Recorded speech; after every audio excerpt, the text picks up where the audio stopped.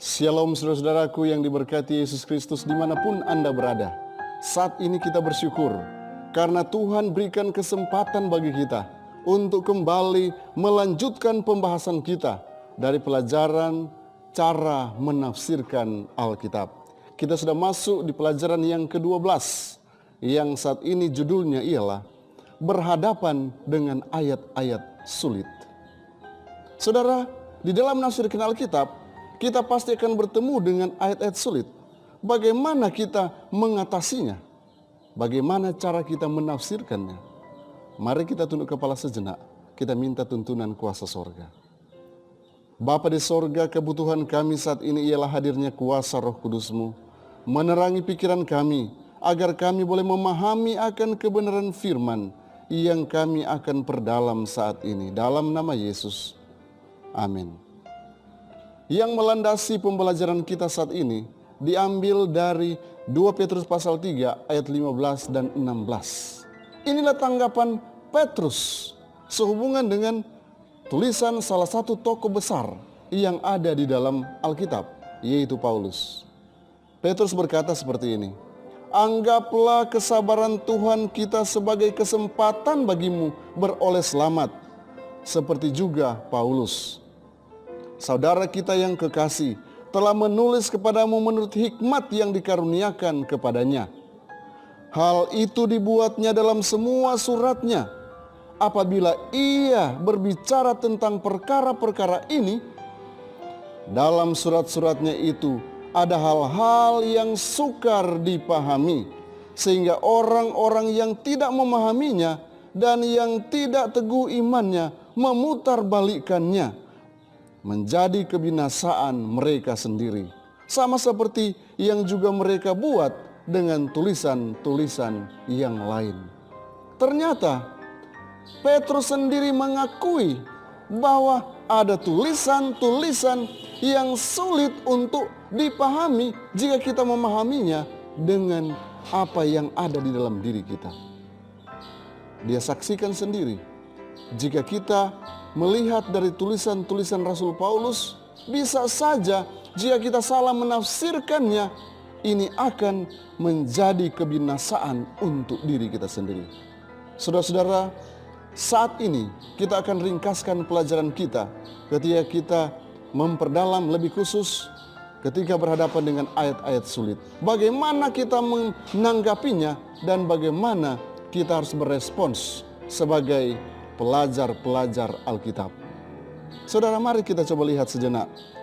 Karena ketika kita membaca tulisan-tulisan daripada Rasul Paulus, kita dapati bahwa ada banyak yang coba menafsirkan dengan cara berpikir mereka, sehingga mereka tidak mendapatkan makna yang sesungguhnya yang dimaksudkan oleh penulis besar ini.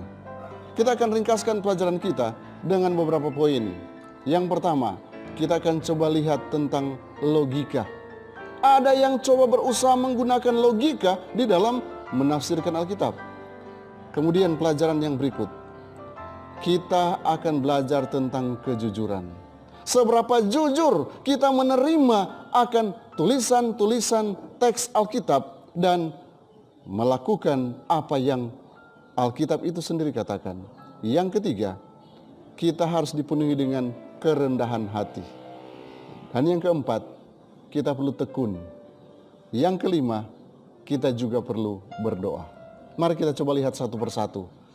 Poin-poin ini yang paling tidak akan meringkaskan semua pembelajaran kita sepanjang pekan yang sudah kita lewati. Dan saat ini kita tinggal menarik implikasi-implikasi rohani yang saya percaya akan berikan kekuatan iman bagi kita. Dan kita semakin meyakini bahwa benar Tuhan kita sungguh luar biasa memberikan Alkitab untuk saya dan saudara dan memberikan pelajaran-pelajaran yang bermakna di dalamnya.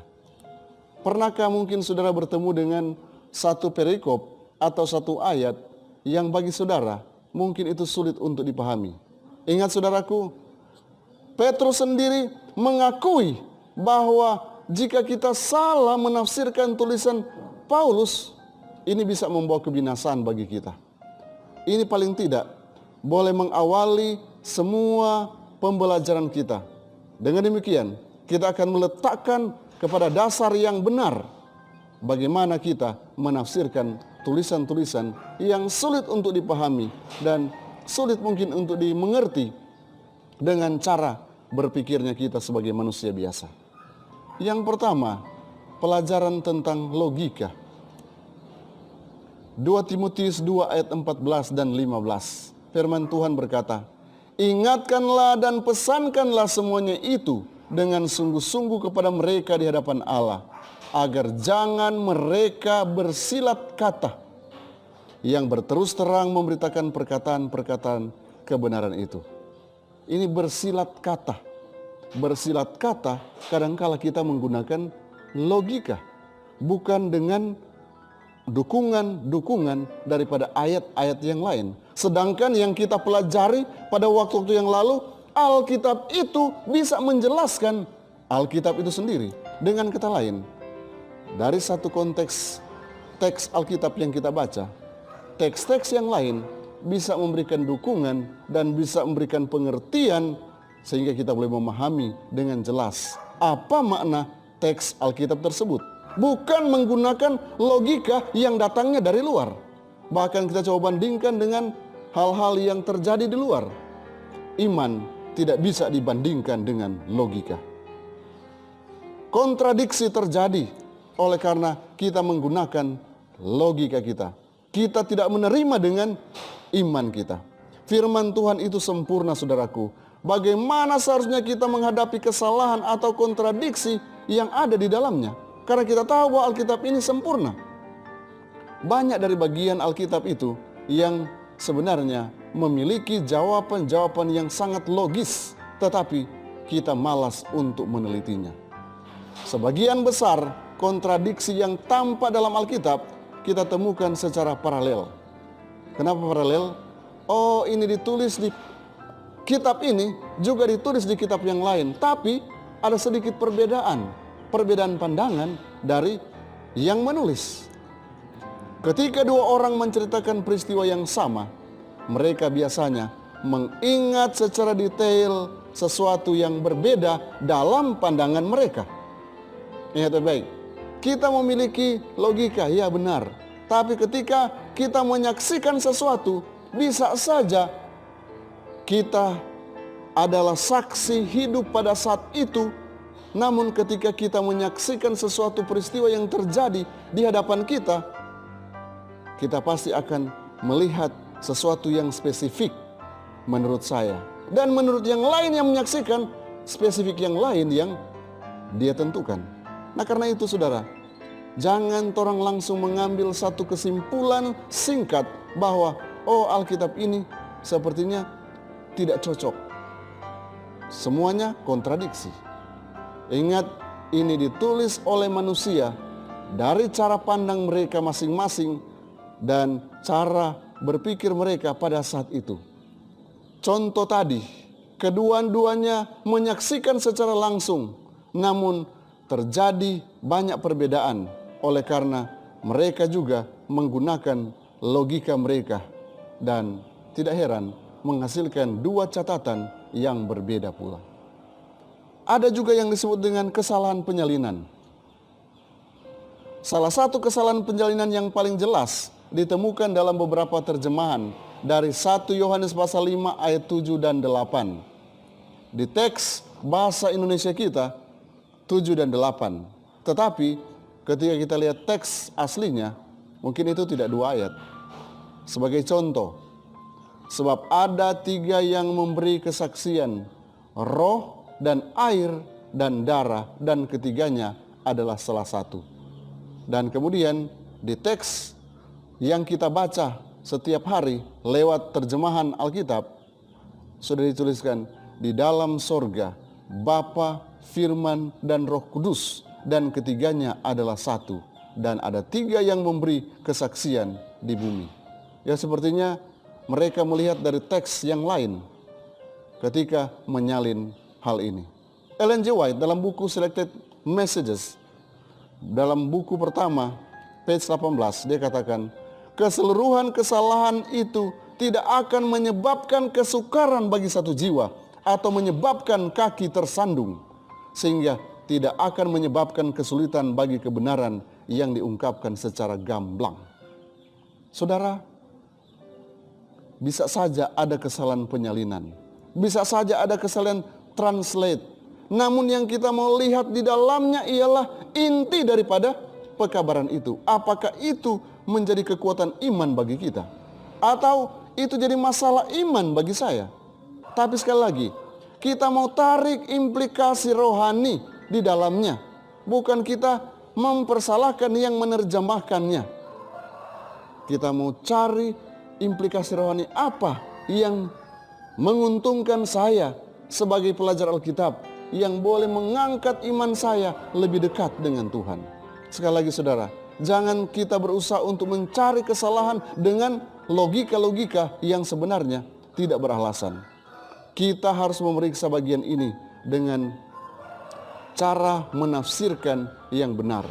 Karena kesalahan-kesalahan ini adalah kesalahan-kesalahan manusia, bukan kesalahan daripada yang memberikan inspirasi itu, yaitu Allah sendiri. Selanjutnya saudaraku, berbicara tentang kejujuran. Dalam menafsirkan Alkitab, dalam melihat sisi-sisi benar daripada ayat-ayat Alkitab, bahkan ayat-ayat yang sulit untuk dimengerti, kita harus jujur, kita harus terbuka untuk menerima kebenaran ini. Amsal 2 ayat yang ke-7 berkata, Ia menyediakan pertolongan bagi orang yang jujur, menjadi perisai bagi orang yang tidak bercelah lakunya. Tuhan ternyata akan menuntun anak-anak Tuhan yang apa? Yang jujur. Kita mungkin menemukan beberapa bagian yang tidak dapat kita mengerti atau tidak bisa kita jelaskan dengan cara berpikirnya kita. Tapi dalam hal tersebut, kita harus jujur dan kita harus akui bahwa kita tidak dapat menyelesaikan masalah itu dengan cara kita. Jika kita tahu bahwa penjelasan itu mungkin salah, itu kesalahan yang serius untuk menerimanya sebagai kebenaran. Lebih buruk lagi, untuk memperkenalkan penjelasan ini dengan maksud menipu orang lain, kita coba tafsirkan dengan tujuan untuk meyakinkan bahwa oh, ini pernyataan yang benar. Tapi sebenarnya itu adalah pernyataan yang salah karena kita tidak melihat dari konteks yang benar. Saudara, orang-orang Kristen harus jujur. Kita tunggu sampai Allah memberikan kita terang yang jelas, sehingga kita mampu memahami, menjelaskan akan kebenaran ini. Kadangkala kita hanya membaca begitu saja, kemudian kita langsung menafsirkan dengan cara berpikir kita. Kita lupa datang berdoa dengan sungguh-sungguh, minta tuntunan sorga. Kemudian kita mulai menjelaskan dengan kata-kata kita sendiri. Roh akan memperjelas itu tatkala kita minta kepadanya, kepada Tuhan yang adalah pemberi segala sesuatu. Kemudian selanjutnya yaitu kerendahan hati. Yakobus 4 ayat yang ke-6 berkata, tetapi kasih karunia yang dianugerahkannya kepada kita lebih besar daripada itu. Karena itu, ia katakan, Allah menentang orang yang congkak, tetapi mengasihani orang yang rendah hati. Allah mencintai, mengasihi anak-anak Tuhan yang rendah hati. Bagaimana dengan ayat-ayat yang tampaknya bertentangan dengan sesuatu yang kita yakini benar? Bagaimana jika ayat itu menunjukkan sesuatu yang kita lakukan sebagai dosa?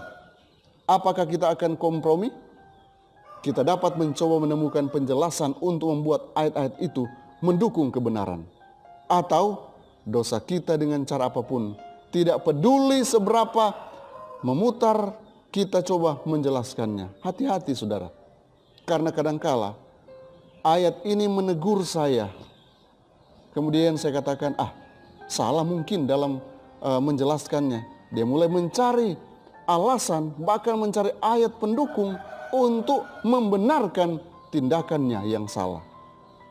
Di sisi lain, roh yang rendah hati akan membantu kita menerima kebenaran ini secara utuh, seperti apa yang tertulis di dalamnya. dan membiarkan Allah membentuk kita sesuai dengan rencananya, sesuai dengan kebenaran yang termaktub di dalam firman-Nya. Saudara, selanjutnya dalam mempelajari Alkitab, dalam melihat ayat-ayat yang kita rasa sulit, kita perlu ada ketekunan. Galatia 6 ayat yang ke-9 berkata, "Janganlah kita jemu-jemu berbuat baik, karena apabila sudah datang waktunya, kita akan menuai jika kita tidak menjadi lemah." Beberapa teks memerlukan upaya untuk dipahami. Sebagai contoh, kita mungkin harus membandingkan dengan teks yang serupa untuk memahami konteks aslinya, untuk menyelidiki mengapa aslinya seperti ini, mengapa yang ditulis seperti ini, mengapa penulis asli memutuskan untuk menuliskan seperti ini. Kita harus meluangkan waktu kita dengan tekun untuk mempelajari teks-teks Alkitab ini. Jangan kita langsung ambil kesimpulan tanpa kita mempelajari dengan tekun maksud dan latar belakang daripada teks-teks Alkitab yang membingungkan saya dan saudara. Kita bahkan mungkin harus mengesampingkan teks-teks itu untuk beberapa waktu sampai Tuhan memberikan kita pencerahan sehubungan dengan terang yang dimaksudkan di dalamnya. Kita boleh pahami ternyata hanya lewat terang dari Tuhan. Lagi pula saudaraku, kita sedang melayani Allah dan Allah adalah sumber ketekunan menurut Paulus dalam Roma 15 ayat yang kelima. Karena itu kita juga perlu tekun di dalam mempelajari, memperdalam, menggali sebaik mungkin maksud-maksud teks-teks yang kita baca. Waktu yang kita curahkan untuk suatu masalah berbanding lurus dengan seberapa tertariknya kita pada suatu masalah itu. Karena itu kita harus bertekun, bersabar dan terus belajar dan terus belajar Alkitab. Terus gali, lihat semua sumber. Dengan demikian kita boleh mendapatkan penjelasan yang sesungguhnya. Roh Kudus akan terangi pikiran kita. Oleh karena kita tekun, datang dengan sungguh-sungguh mau mencari kebenaran yang sejati. Kemudian poin yang terakhir yaitu berdoa. 1 Korintus 2 ayat yang ke-13. Dan karena kami menafsirkan hal-hal rohani kepada mereka yang mempunyai roh, kami berkata-kata tentang karunia-karunia Allah dengan perkataan yang bukan diajarkan kepada kami oleh hikmat manusia, tetapi oleh roh. Bagaimana kita bisa menerima hikmat bukan berasal dari manusia, tapi dari roh? Saudara harus datang dengan tekun di dalam doa. Bagaimana caranya kita meminta tanpa kita berdoa? Itu hal yang mustahil. Siapa yang lebih baik daripada penulis Alkitab untuk menjelaskan 2 Petrus 1 ayat 21? Allah mengilhami para penulis Alkitab sehingga kita dapat memahami bagian-bagiannya dengan mudah dengan membandingkan ayat-ayat yang berbeda. Yesaya pasal 28 ayat 10. Kita tidak perlu beralih ke sumber filosofis atau hal ilmiah untuk memahami kebenaran yang diungkapkan di dalam Alkitab. Lebih baik lagi, kita dapat bertanya kepada penulis Alkitab secara langsung ketika kita tidak mengerti sesuatu. Allah memberi kita doa untuk berkomunikasi dengannya. Ini adalah cara kita untuk berkomunikasi dengan pengarang langsung. Siapa pengarang langsung? Allah sendiri, bukan siapa-siapa.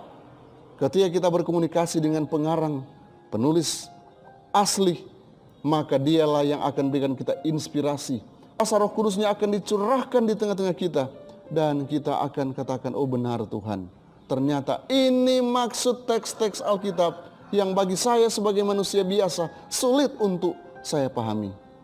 Saudara, jangan pernah kita belajar Alkitab tanpa doa. Kita harus membiarkan Roh Kudus membimbing kita kepada semua kebenaran. Yohanes 16 ayat 13. Karena ketika Roh Kudus yang bimbing kita, kebenaran yang kita peroleh adalah kebenaran yang sejati. Buku Testimonies for the Church, buku 5, chapter 84, halaman 704. Pena Inspirasi berkata seperti ini. kita akan mengalami kemajuan dalam pengetahuan spiritual sejati hanya ketika kita menyadari keadaan kita sendiri dan seluruh ketergantungan kita pada Allah. Tetapi semua orang yang datang kepada Alkitab dengan roh yang dapat diajar dan berdoa untuk mempelajari ungkapannya sebagai firman Allah akan menerima pencerahan ilahi. Ada banyak hal yang tampaknya sulit atau tidak jelas yang akan Allah buat menjadi jelas dan sederhana bagi mereka yang mencari pemahaman tentang Alkitab. Oh, puji Tuhan saudaraku. Kalau kita katanya dengan sungguh-sungguh mencari kebenaran, maka Allah sendiri yang akan memberikan pencerahan bagi mereka. Pencerahan bagi kita untuk memahami semua teks-teks dalam Alkitab. Bahkan teks-teks yang dianggap paling sulit sekalipun. Puji Tuhan, oleh karena saat ini paling tidak kita boleh didasari pemikiran kita tatkala kita berhadapan dengan teks-teks yang sulit untuk kita pahami dengan logika kita. Kita perlu pahami dengan cara Tuhan. Karena hanya Tuhanlah penulis, pengarang yang sebenarnya yang akan mampu menjelaskan kebenaran yang sesungguhnya bagi saya dan saudara. Kiranya Tuhan akan memberkati kita. Biarlah kita akan mendapatkan pemahaman yang jelas sehubungan dengan kebenaran sejati dari Alkitab yang sementara kita pelajari. Kita akan menafsirkan dengan cara yang terbaik oleh karena Roh Kudus yang selalu menuntun hati kita, cara berpikir kita, dan cara kita menyampaikannya kepada orang lain. Tuhan Yesus memberkati kita semua. Mari kita berdoa. Kiranya kasih karunia-Mu dan damai sejahtera-Mu yang melampaui segala akal akan terus menyertai dan memberkati kami dan akan menuntun cara berpikir kami sehingga kami boleh berpikir dengan cara Yesus di dalam menjelaskan akan Alkitab. Roh Kudus yang bekerja, Roh Kudus yang berbicara kepada kami, Roh Kudus yang menjelaskan kepada kami. Karena ini semua adalah firman yang dari Allah. Terima kasih Tuhan. Engkau kiranya boleh jadikan ini bahan pelajaran bagi kami. Kami semua yang menyaksikan, yang mendengarkan channel ini, biarlah diberkati Tuhan, mendapatkan pemahaman di dalam menafsirkan Alkitab, dalam memahami teks-teks yang sulit untuk kami pahami dengan cara kami. Ini doa kami Tuhan, sempurnakanlah yang kurang, jawab sesuai kasih karunia-Mu, karena kami selalu berdoa dalam nama Yesus. Amin. Tuhan Yesus memberkati saudara dan saya. Kiranya kasih karunia Tuhan akan menuntun saudara-saudara.